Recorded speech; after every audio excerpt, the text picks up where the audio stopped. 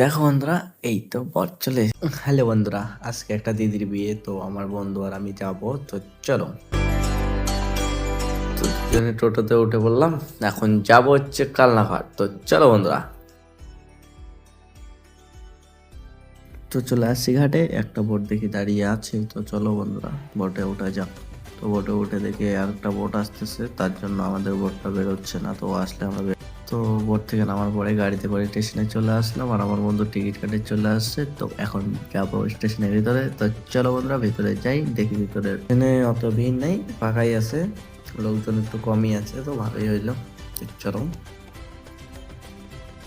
তো বন্ধুরা ট্রেন চলে আসছে, তো চলো যাওয়া যাক। ট্রেন থেকে নামার পরে চলে আসলাম বিয়ের গেটের সামনে, আমার বন্ধু। তো চলো ভিতরে যাওয়া যাক।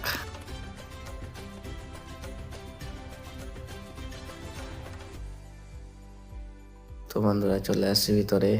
তো ওই এখানে দিদির সাথে ফটো তোলা হচ্ছে, তো আমরাও কিছু ফটো তুলি।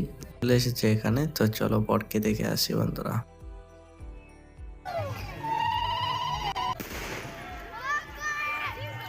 দেখো বন্ধুরা, এই তো বর চলে এসেছে, আর এখন তাদের করণীয় কাজগুলো করে ফেলতেছে। তো কাজ করুক, ঠিক আছে, তো চলো।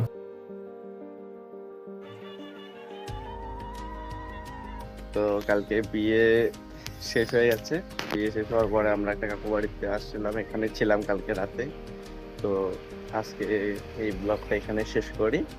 তো যদি ভালো লাগে লাইক কমেন্ট শেয়ার করে দেবা, আর বেশি বেশি করে একটু সাপোর্ট করে দাও ছোট ভাইটাকে। চলো।